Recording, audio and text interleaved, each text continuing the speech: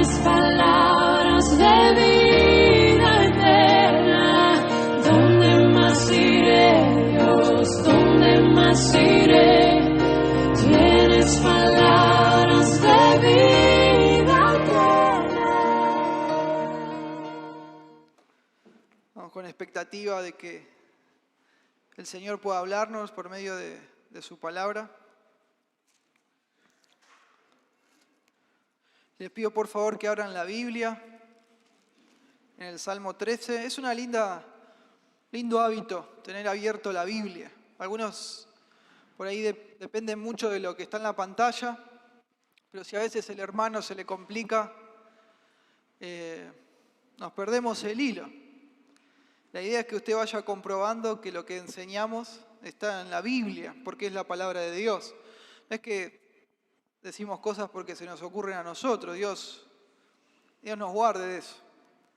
Entonces es muy importante que usted tenga abierta la Biblia ahí en el Salmo y vaya siguiendo la lectura y que la argumentación usted vea que es coherente, ¿sí?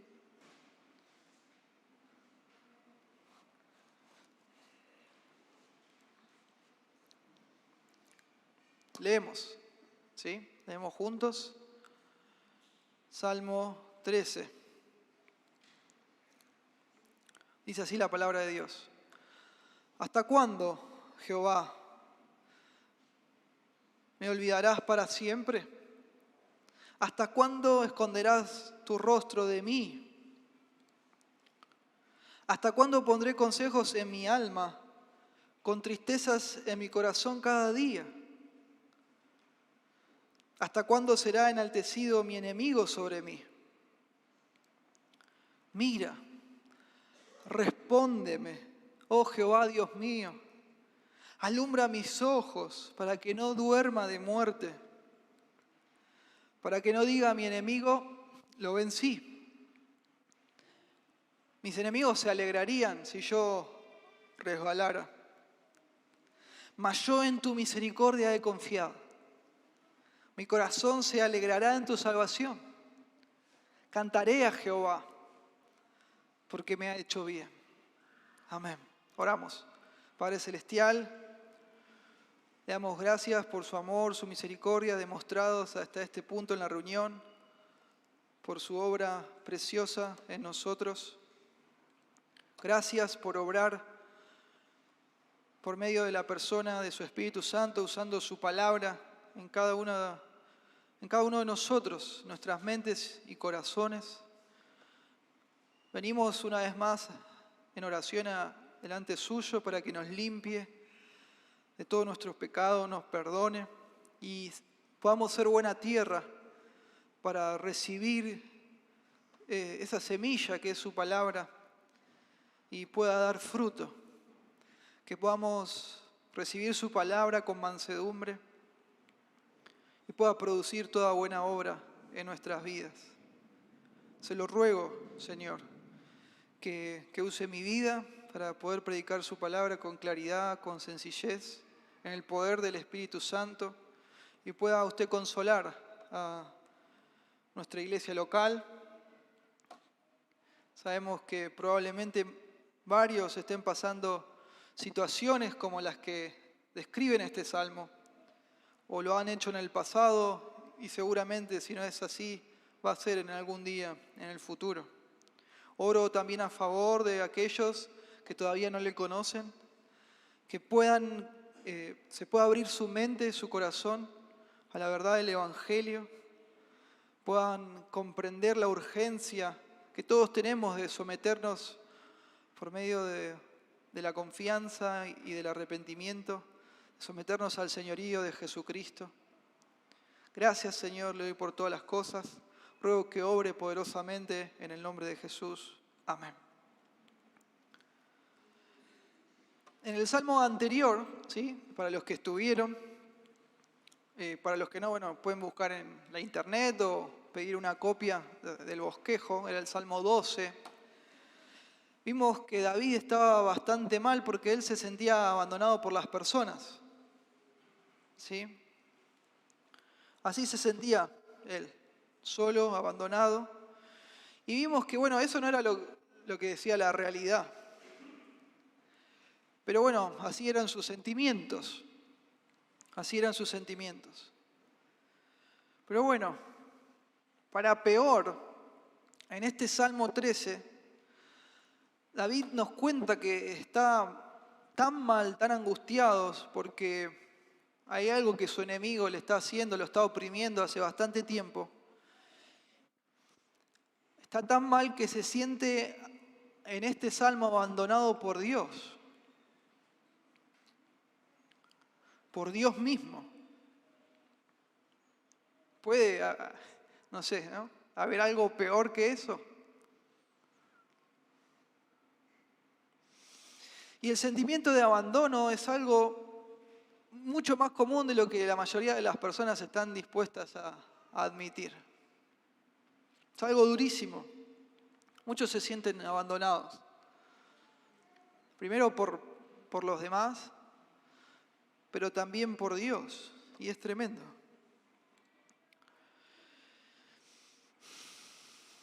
Y de alguna manera, creo yo, por la influencia, ¿sí?, de una literatura cristiana no sana y de referentes también que no son sanos, como que se ha ido metiendo la idea de que los cristianos no podemos experimentar cosas así. Como que pareciera siempre que se trata de vivir una vida, ¿no?, victoriosa, una vida de vida abundante, ¿sí? Son algunas de las palabras que se usan o conceptos. ¿Qué querrá decir eso? Bueno, según la Biblia no sabemos. No sabemos porque no está en la Biblia. La victoria en la vida cristiana es otra cosa, ¿sí? Vivir en victoria en la vida cristiana es agradar al Señor en todo momento, en que uno sea fiel a Dios, esté como esté. ¿Sí? No se trata de andar siempre, ¿no?, como se dice, con la sonrisa colgate. No pasa por ahí. En el sermón anterior recordábamos un poco de la vida de este francés, enemigo del cristianismo, Voltaire, ¿se acuerdan? Este hombre, enemigo acérrimo del cristianismo, pero bueno, tristemente en sus últimos momentos, a punto de morir enfermo, él exclamó: muero, dijo él, abandonado por Dios y por el hombre. Obviamente que no nos sorprende o no nos sorprendería escuchar a un incrédulo decir eso. Claro que no. Pero ¿qué pasaría si uno de nosotros lo dijera?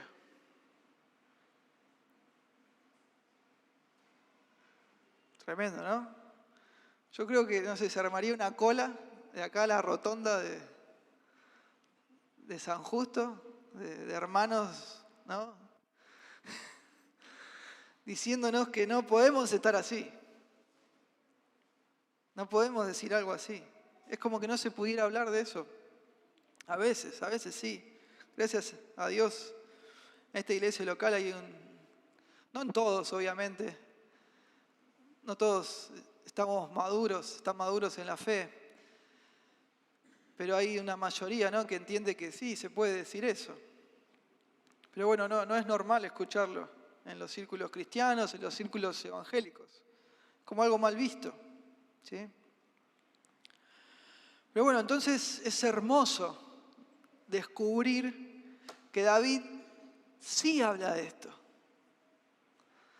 Y obvio, él está bajo el Espíritu Santo. No es porque a él se le ocurre, él está siendo inspirado por el Espíritu Santo. Y también a esto le sumamos que 1 Samuel 13:14 nos dice que David fue un hombre conforme al corazón de Dios.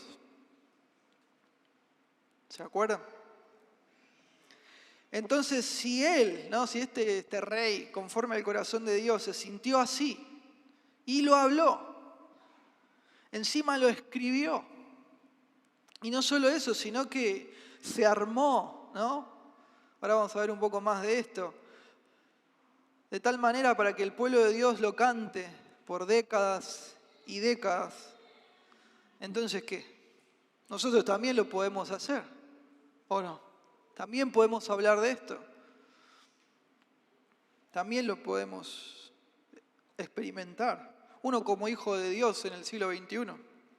Usar este Salmo 13 en beneficio espiritual propio y también para ayudar a los hermanos que pueden estar pasando algo así. En este Salmo, hermanos, vamos a ver que no se tapan las cosas, no se ocultan los sentimientos. Se dicen las cosas como son. Como diría alguno, ¿no? Se dice la posta. Y es genial que sea así.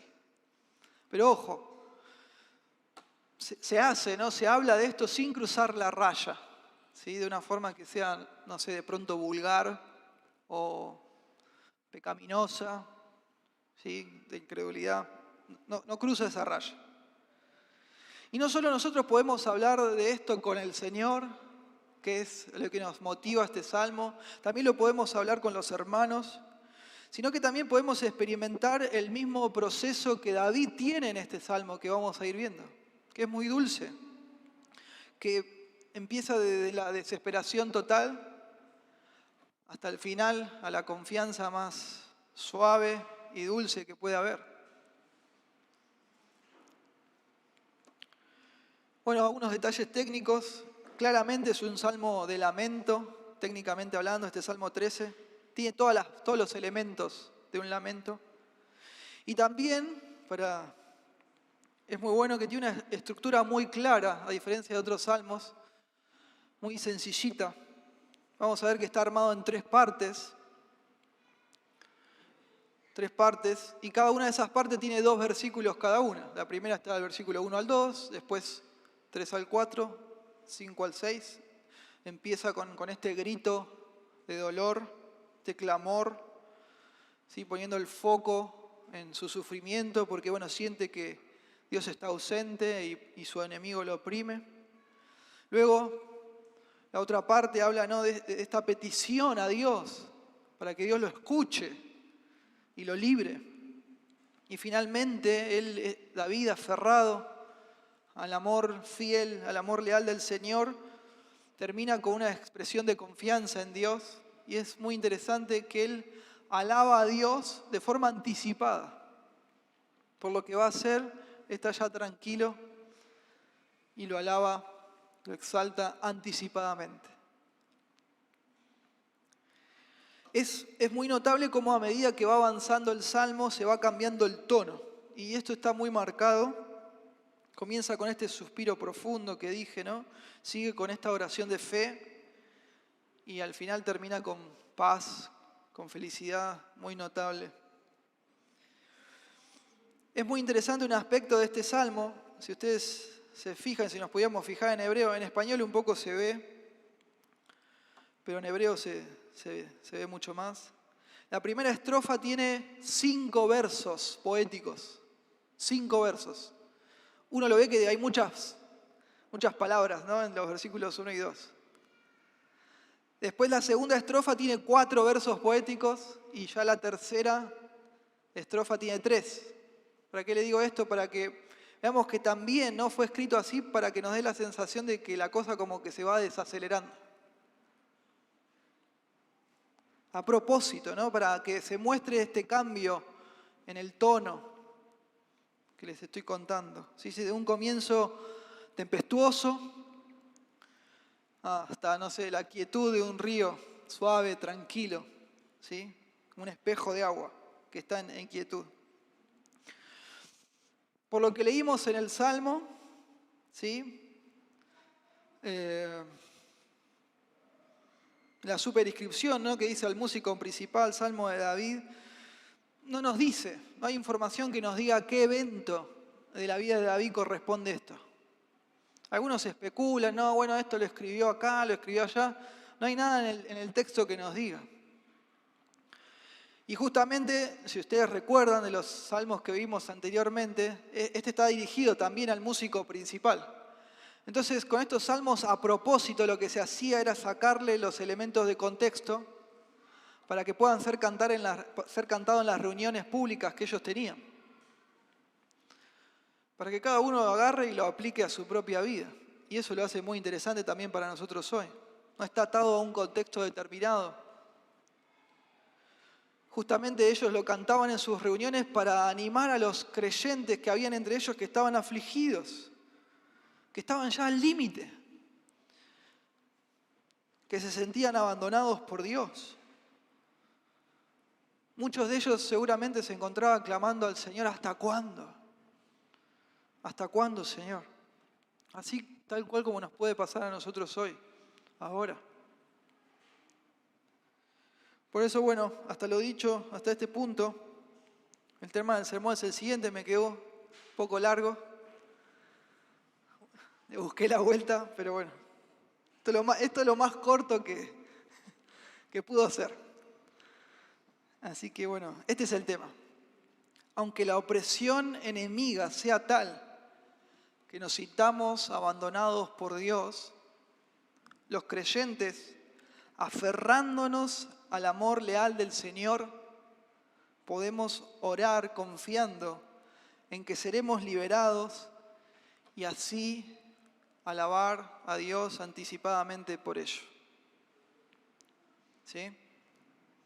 ¿Cómo hacemos esto? Bueno, el texto, el Salmo, expresa 3 actitudes a tomar. La primera de ellas las encontramos del versículo 1 al 2. ¿Cuál es esta actitud? Bueno, expresar nuestro dolor ante Dios si sentimos su abandono. Leamos rápidamente el versículo 1 y 2. ¿Hasta cuándo, Jehová, me olvidarás para siempre? ¿Hasta cuándo esconderás tu rostro de mí? ¿Hasta cuándo pondré consejos en mi alma, con tristezas en mi corazón cada día? ¿Hasta cuándo será enaltecido mi enemigo sobre mí? Tremendo. Él se lamenta, David, porque siente que Dios lo abandonó en su dolor. En esta opresión que le están haciendo, él siente la ausencia de Dios. Se siente olvidado por el Señor.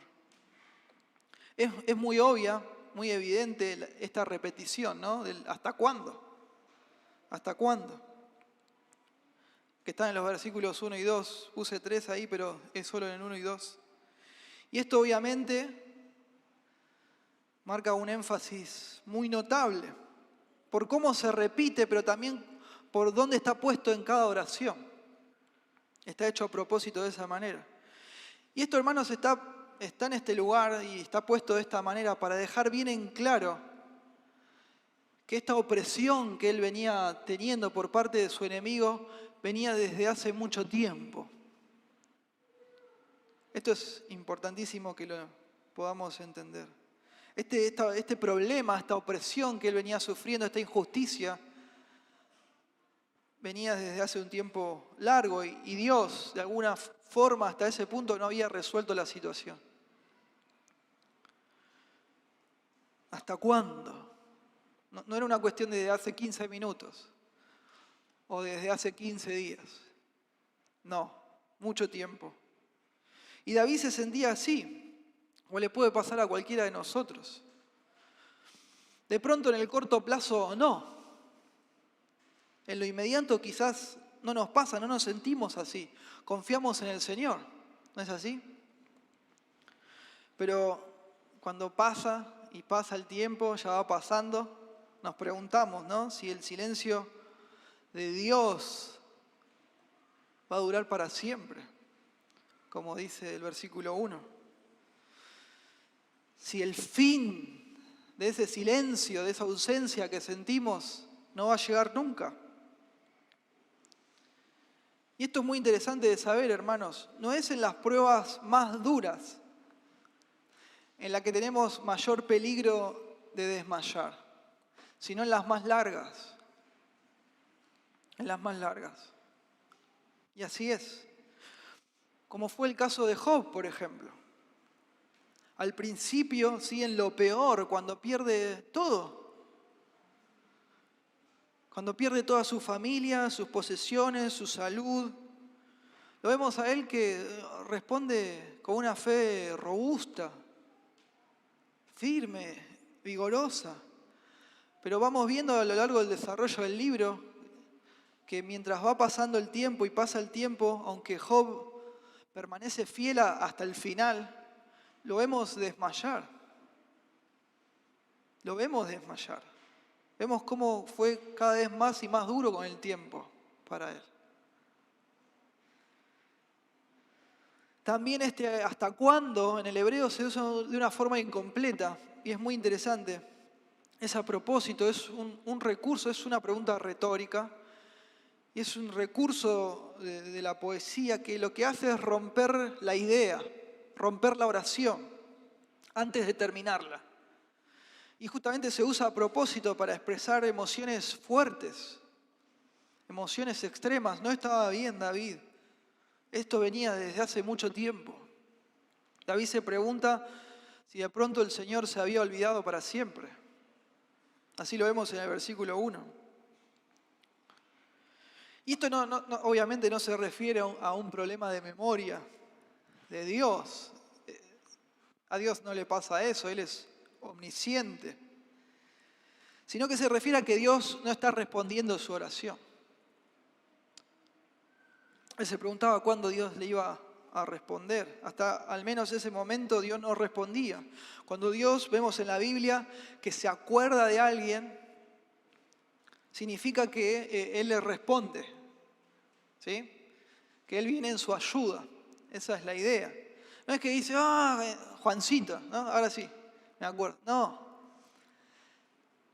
Es que le responde, viene a ayudarle, ¿no? Como vemos en Éxodo, que nos dice que Dios se acordó del pueblo de Israel en Egipto. Fíjese usted, Éxodo 2, 23 dice: aconteció que después de muchos días murió el rey de Egipto y los hijos de Israel gemían a causa de la servidumbre y clamaron. Y subió el clamor de ellos con motivo de su servidumbre. Y oyó Dios el gemido de ellos y se acordó de su pacto con Abraham, Isaac y Jacob. Bueno, David se preguntaba si esta situación iba a cambiar alguna vez, si Dios le iba a responder. También, y esto es muy profundo, él se pregunta hasta cuándo Dios iba a esconder su rostro de él. Esto lo vemos también en el versículo 1, al final. Esto hace referencia, hermanos, al favor de Dios, al favor del Señor, que lo vemos en la bendición sacerdotal, allá en Números capítulo 6, versículo 25, a la cual David hace referencia en el Salmo 4. ¿No? Esto de Dios en su gracia, en su misericordia, me ha sonreído.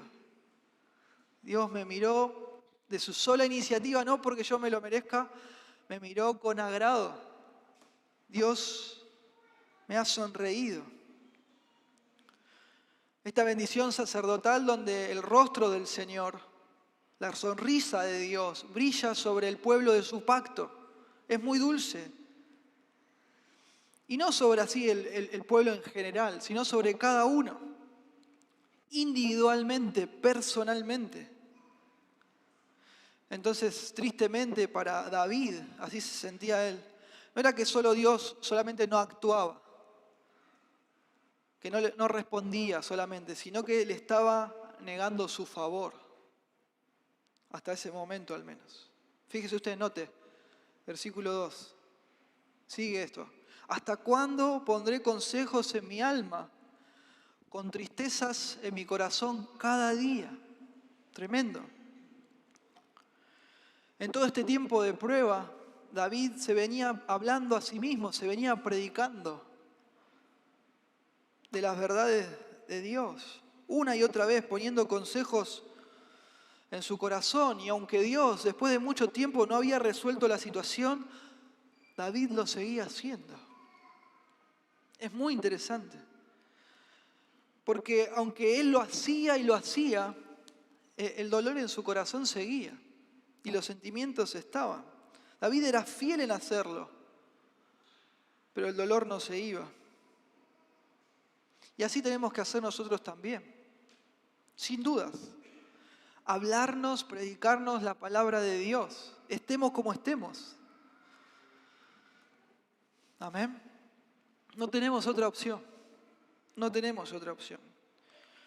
Era un dolor emocional, espiritual muy fuerte porque su enemigo venía exaltado sobre él hacía mucho tiempo. Fíjese usted, final del versículo 2. ¿Hasta cuándo será enaltecido mi enemigo sobre mí? Su enemigo, de una forma arrogante, lo oprimía y lo oprimía desde hace tiempo, desde una posición injusta, y esto lo hacía sentir a él abandonado por Dios. Y bueno, hermanos, esta es la primera aplicación, ¿sí? Obvia, sencilla, pero a la vez poderosa. Cuando usted como creyente, como hijo de Dios, se siente abandonado por el Señor, tiene que orar. Cuando yo como cristiano me siento abandonado por Dios, tengo que orar. Debo orar, buscar al Señor, clamar a Él. Cuando estamos cansados, agotados, bueno, cuando más y más fervientemente tenemos que orar. No hay otra opción.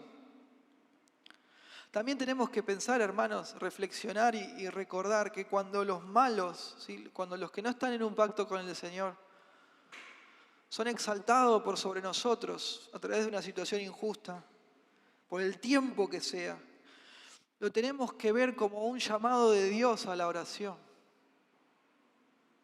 Dios llamándonos a orar, a clamar. De pronto, ahora, hoy por hoy, quizás alguno no tenga algún enemigo humano, literalmente hablando. Quizás sí, quizás no. Pero si uno es cristiano, ya tiene un gran enemigo espiritual. Amén. Como dice Pedro, 1 de Pedro 5:8, ese león rugiente que anda buscando a quien devorar, a Satanás, el adversario de nuestras almas. Y las formas en las que el enemigo puede provocar depresión espiritual en nosotros son muchas. Son muchas. Y tenemos que tenerlo presente esto y estar preparados, estar listos. Entonces, aunque la opresión enemiga sea tal que nos sintamos abandonados por Dios, uno como creyente, aferrado al amor leal de Dios, puede orar con confianza para ser librado de eso. ¿Cómo lo hace? Bueno, según esta primera parte, expresando nuestro dolor ante Dios si sentimos su abandono. Amén. La segunda de las actitudes a tomar, cómo lo hacemos, bueno, es presentando nuestra petición por libertad ante Dios. Esto lo vamos a encontrar en los versículos 3 y 4. Acompáñenme la lectura. Versículo 3. Mira, respóndeme, oh Jehová, Dios mío. Alumbra mis ojos para que no duerma de muerte, para que no diga mi enemigo, lo vencí. Mis enemigos se alegrarían si yo resbalara. En esta parte tenemos lo que técnicamente se conoce como la petición del Salmo. En esta parte David le pide al Señor y incluye las razones por las cuales él piensa que su oración tiene que ser respondida. Le pide él al Señor, le hace una petición. No todos los salmos tienen la petición. Bueno, este sí. Le pide que mire y que responda. Lo mismo, ¿sí? Lo mismo que él sentía que Dios le estaba negando. Él sentía que Dios no lo estaba mirando, no le respondía. Le pide justamente eso. Obviamente que Dios sabe todas las cosas, pero esta es una forma de pedirle a Dios que observe esa situación de forma detenida y que le vuelva a dar el favor de Dios, le vuelva a dar su favor. que le responda. Y es dulce también porque lo hace usando el nombre de Dios, el nombre personal de Dios, Jehová, el nombre del pacto. Oh Jehová, Dios mío, es el clamor de él. Él está apelando a ese pacto que Dios hizo con él. Ese amor que ya varias veces hablamos, ese pacto de amor y de gracia basado en la fe que ya varias veces hablamos. Le pide que lo mire, que le responda y también que alumbre sus ojos. Esto significa que de alguna manera Dios reavive su fuerza, que lo motive, que lo reanime, porque ya estaban las últimas, estaba al límite. No sé si ustedes se acuerdan cuando Jonatán, después de un combate, allá en 1 Samuel, capítulo 14, estaba muy cansado este hombre y con la espada agarra miel y come. ¿Se acuerdan? Que dice que como que se le aclaran los ojos, como que recobra vida. Bueno, esta es la idea. ¿Cómo Dios iba a alumbrar los ojos de David? Bueno, dándole su favor, liberándole de esta opresión de su enemigo. Eso lo iba a revitalizar. Seguramente algunos de aquí lo han experimentado, estar en una situación injusta por muchos años, ¿no? Y el Señor la resuelve. Parece, no sé, que uno se sacó 1000 kilos de encima, ¿no? Como que tiene nuevos años, ¿no? Se nos sumaron años de vida. Bueno, esa es la idea. Y también otra de las razones que da David en esta parte es que él estaba viendo, no sabemos bien el contexto, no lo sabemos, pero que él veía que si la cosa seguía así, iba a empeorar y lo iban a matar. Su enemigo iba a terminar con su vida. Fíjese versículo 3, al final. Bueno, le pide estas 3 cosas a Dios, que le mire, que le responda, que alumbra sus ojos, porque si no, él iba a dormir de muerte. Iba a morir. Iba a morir. Para peor, sus enemigos de forma arrogante se iban a jactar de esta situación, iban a festejar su ruina, su muerte, su derrocamiento como rey. Esto lo vemos en el versículo 4, de ellos se alegrarían. El punto es que un triunfo de sus enemigos iba a ser aclamado por ellos como una victoria sobre David. Y no solo sobre David, sino sobre la fe de David. La situación era desesperante. Pero bueno, nosotros, ¿qué hacemos? ¿Qué hizo él? ¿Qué hacemos nosotros hoy? Oramos. Oramos. Presentamos nuestra petición por libertad al Señor. No nos la guardamos en el bolsillo, sino que la presentamos ante Dios. Oramos de forma constante. Oramos con urgencia. Si hace tiempo que vemos que Dios no actúa, que no nos está respondiendo, bueno, a seguir pidiendo. No bajar los brazos. No bajar los brazos. La oración de David tiene 3 peticiones, dijimos, ¿no? Mírame, respóndeme y alumbra mis ojos, da luz a mis ojos. Los sentimientos de David le dicen que Dios se alejó de él. Amén. Que Dios ocultó su rostro, que ya no le sonríe. Entonces, lo primero que David le pide a Dios, ¿qué es? Que lo mire. Una vez más. Sus sentimientos le dicen que Dios ya no le habla. Entonces, ¿qué hace David? Lo segundo que le pide, ¿qué es? Que le responda. Que le hable. Sus sentimientos también le dicen que todo está perdido, que su enemigo va a triunfar, que lo va a matar. ¿Qué hace él? Le pide al Señor que alumbre sus ojos, que lo revitalice, que lo preserve. ¿Qué tenemos que hacer nosotros en momentos así? Lo mismo. Pedir y seguir pidiendo. Tenemos que hacer lo contrario a lo que digan nuestros sentimientos. Dijimos al principio, no hay que tapar los sentimientos, no hay que ocultarlos, pero tampoco esos sentimientos nos pueden impedir pedir bien, como corresponde, pedir lo que está bien, pedirle a nuestro Padre Celestial. Ni una cosa, ni la otra. ¿Sí? Tampoco tenemos que decir, bueno, ya pasó tanto tiempo, voy a dejar de molestar a Dios con esto. Se ve que, bueno, no sé, no le importa, o se ve que esto no tiene caso. No, es justamente al revés, todo al revés. Si la situación que estamos pasando, ¿no?, es de opresión, de una opresión injusta, podemos seguir pidiéndole al Señor. Y no es que solo podemos, debemos pedirle a Dios, porque es lo correcto, porque es lo justo, porque es lo que agrada a Dios. Y también porque no queremos seguir así, no queremos que la situación empeore. Uno como hijo del Señor no quiere que el mal triunfe, sino al contrario, ¿no?, que Dios sea glorificado.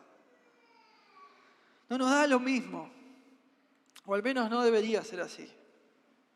No debería ser así.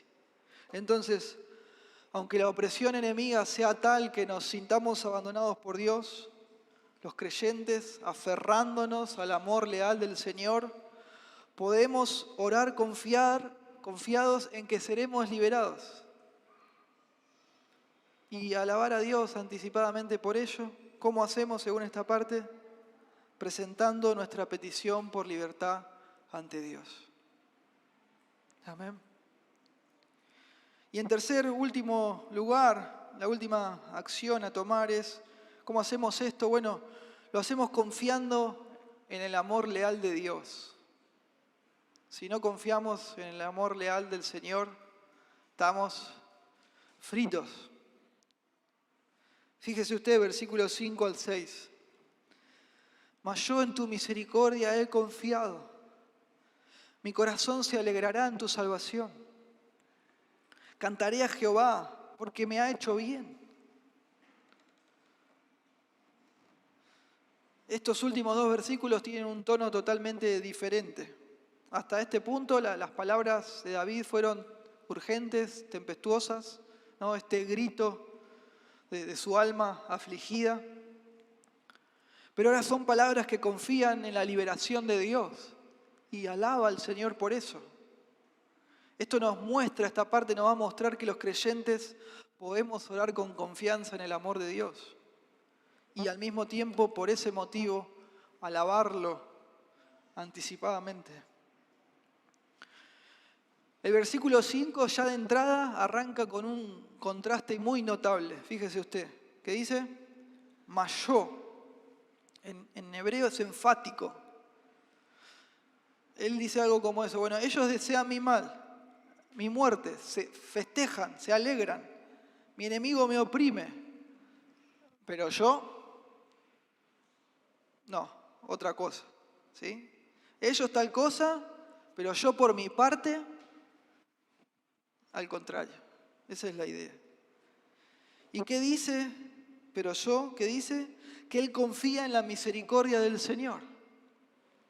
Esta palabra misericordia es muy interesante. Es la traducción de una palabra hebrea que es gesed, que hace referencia al amor de pacto de Dios. Y en español es muy difícil definirlo en una sola palabra, por eso lo que tenemos, Reina Valera, vemos que dice misericordia y uno asocia eso a, no sé, a compasión. Muy poquitas veces cuando leemos misericordia en la Biblia significa compasión.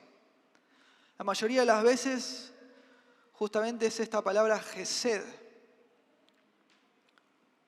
que habla de este amor de pacto de Dios, este amor fiel. Según un diccionario hebreo, español hebreo, esta palabra gesed significa lo siguiente: es un amor de pacto, dice.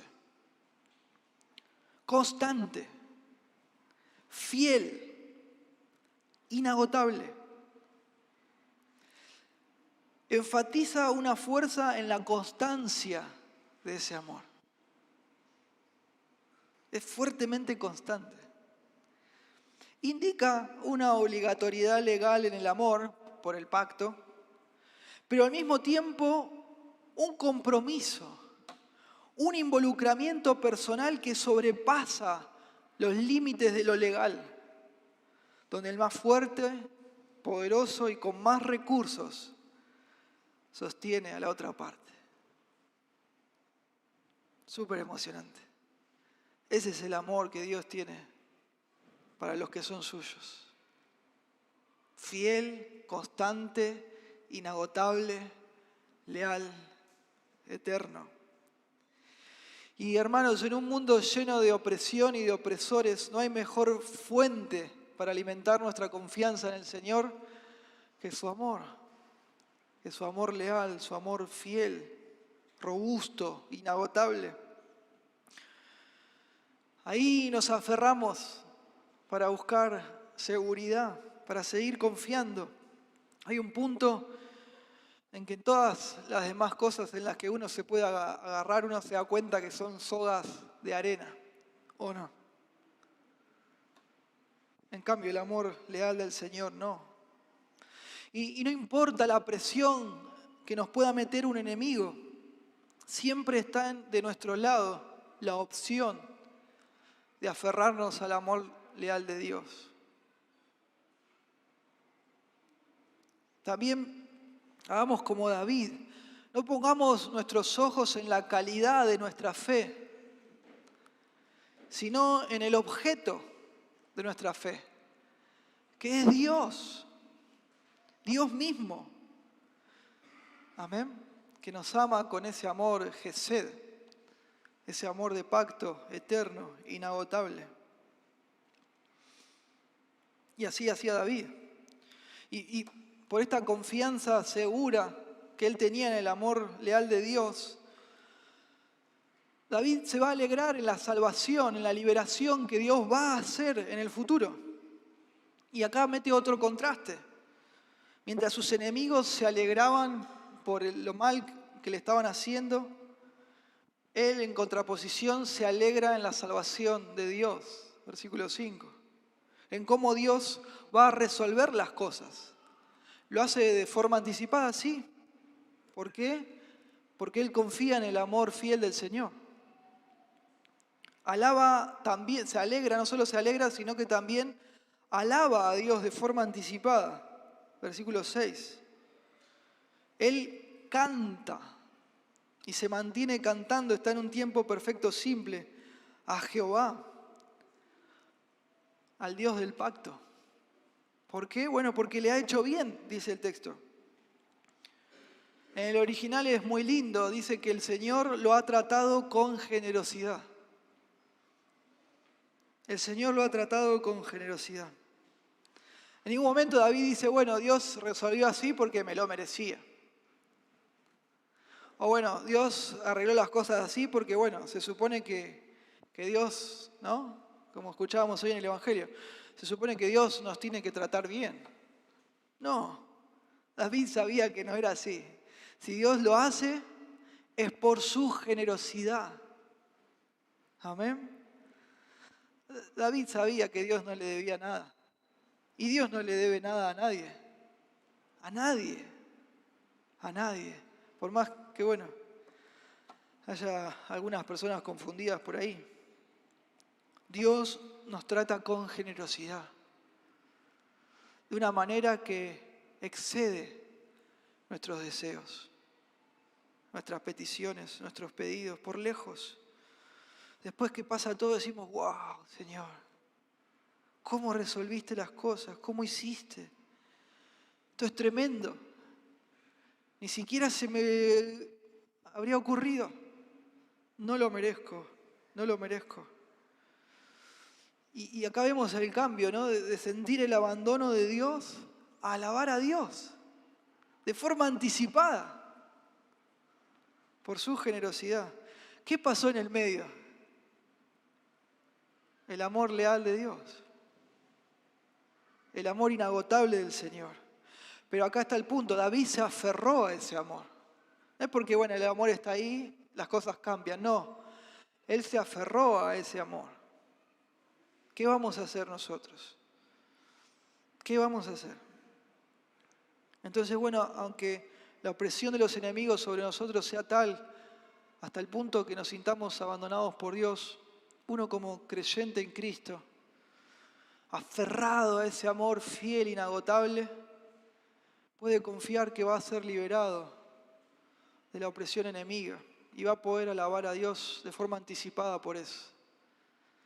¿Cómo hacemos esto? Bueno, justamente aferrándonos, confiando en ese amor leal de Dios. Vamos a ver algunas aplicaciones finales y terminamos.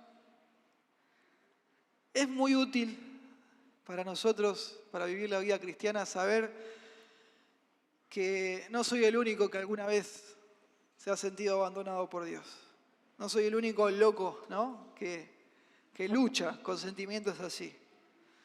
David los tuvo y lo han tenido muchos creyentes a lo largo de la historia de la iglesia. Y acá hay hermanos en Pueblo de Dios que se han sentido así. Se sienten y se van a sentir de esta manera. Entonces este Salmo 13 es un llamado más de Dios a la oración, a nuestras rodillas. Cuando los creyentes nos sentimos abandonados por Dios, debemos orar. Debemos orar. Obviamente, hermanos, no es lo único o todo lo que necesitamos saber, ¿no? Saber que otros se sienten abandonados. No, también necesitamos saber que podemos salir de nuestra depresión y recuperar, ¿no?, el sentido de la presencia de Dios. Es lo que explica este Salmo. Algunos se quieren quedar por ahí de pronto con esa parte nomás. No. Tenemos que seguir poniendo consejos en nuestro corazón cada día, todos los días. Si usted de pronto está sintiéndose así, ¿no?, una sensación de abandono de Dios, bueno, ni yo ni nadie puede decirle cuándo eso va a desaparecer. Pero sí va a terminar desapareciendo. Sí va a suceder. Va a dejar de sentir la ausencia de Dios. Se va a correr ese, por así decir, ¿no?, ese telón espantoso de su ausencia y detrás va a ver al Señor Jesucristo.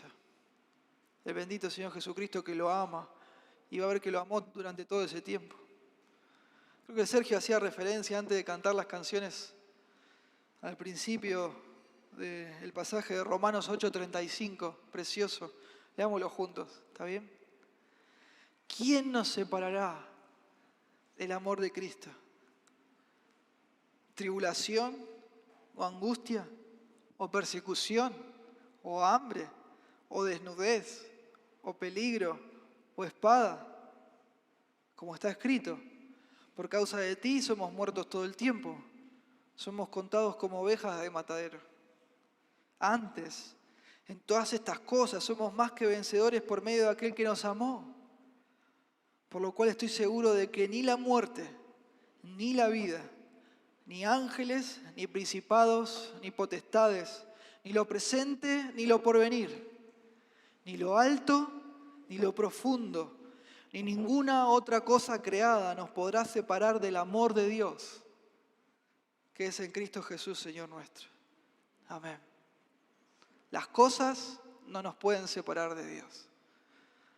Las personas tampoco pueden separarnos del amor de Dios. Nada ni nadie pueden separarnos del amor de Dios que es en Cristo Jesús, nuestro Señor. Juan 10:27 dice, mis ovejas oyen mi voz y yo las conozco y me siguen y yo les doy vida eterna y no perecerán jamás y nadie las arrebatará de mi mano. Mi Padre que me las dio es mayor que todos y nadie las puede arrebatar de la mano de mi Padre. Mi Padre y yo uno somos. ¿Sabe qué quiere decir la palabra nadie en griego? Nadie. Nadie. Otra aplicación, hermanos, oremos y oremos sin cesar. Y con mayor urgencia en tiempos de así, de una oposición peligrosa. Y hasta el punto, ¿no? A veces de clamar, ¿hasta cuándo? Señor, ¿hasta cuándo? Volvamos a Dios, hermanos. Volvamos al Señor con todo nuestro dolor, aferrándonos al amor de Dios, a su amor leal, confiando en Él. Lo vamos a alabar por su generosidad, porque nos trata con generosidad. Aunque por momentos nos sintamos abandonados, nosotros sabemos que Dios todavía nos ama y es fiel, independientemente de nuestros sentimientos. Pero acá está el punto, ¿no? Y la hermosura del Evangelio. Dios sí abandonó a su Hijo. A nosotros jamás, pero sí abandonó a su Hijo para no abandonarnos a nosotros. Para que nunca sea así, para que esa opción jamás sea posible. Es tremendo, hermanos, de pensar, ¿no? Que Dios en la Biblia nos promete y nos habla muy seguido, una y otra vez, que nunca nos va a dejar, que nunca nos va a abandonar. Pero al Hijo no se lo dice. Amén. No vemos que sea así. No vemos que le diga, bueno, al Hijo, no te dejaré, no te abandonaré, nada va a separarnos. No, pero nosotros sí. Qué motivo enorme que tenemos para exaltar a Dios, para alabar al Señor. Pensemos también qué hacer en momentos así. Estemos preparados. Y también cómo ayudar a hermanos que se sienten así. Y cómo ayudarlos bíblicamente, ¿no? Con la Biblia en la mano. Y de pronto ir ya dejando de lado quizás ideas o conceptos que nos han enseñado, que pueden tener de pronto buenas intenciones, pero que no son de acuerdo a la palabra de Dios, que hacen mal en lugar de bien. Alguno podrá decir, bueno, pero a mí me funcionó. Puede ser que usted haya tenido esa sensación, pero usted salió adelante no gracias a eso, sino a pesar de eso, porque el Señor tuvo misericordia. Amén. Y al mismo tiempo obró de otras maneras en su vida para que pudiera salir adelante. En el capítulo 6 de Apocalipsis vemos almas mártires por el testimonio de Cristo. Y ahora ellos están en el cielo con Dios y claman, fíjese usted, versículo 10 del capítulo 6, y clamaban a gran voz diciendo, ¿hasta cuándo, Señor, santo y verdadero, no juzgas y vengas nuestra sangre en los que moran en la tierra? Estos de alguna manera están angustiados por la renuencia de Dios, la aparente renuencia de Dios a actuar. Y aunque son mártires, sí, son almas mártires, se les dice en el versículo 11 que tengan paciencia y esperen un poco más. Si a ellos se les pide, hermanos, que tengan paciencia, a nosotros también. A nosotros también. Armémonos de este pensamiento. Aunque la opresión enemiga sea tal que nos sintamos abandonados por Dios, aferrémonos al amor leal de Dios en Cristo, confiando en que podemos orar a Dios para ser liberados de la opresión y así poder alabar al Señor de forma anticipada, celebrando su nombre. Y finalmente quiero dirigirme a aquellos que están sin Cristo, aquellos que todavía no tienen el perdón del Señor en su corazón. Mi amigo, si esta es su situación, tristemente usted no tiene ese amor especial de Dios. No todavía. Ese amor de pacto al cual aferrarse. Dios no le ama de esa manera especial. Y para peor, su ira, la ira santa y temible de Dios está sobre su vida. El juicio final le espera, así dice la Biblia. Y si parte en esa condición, su destino va a ser el infierno para siempre.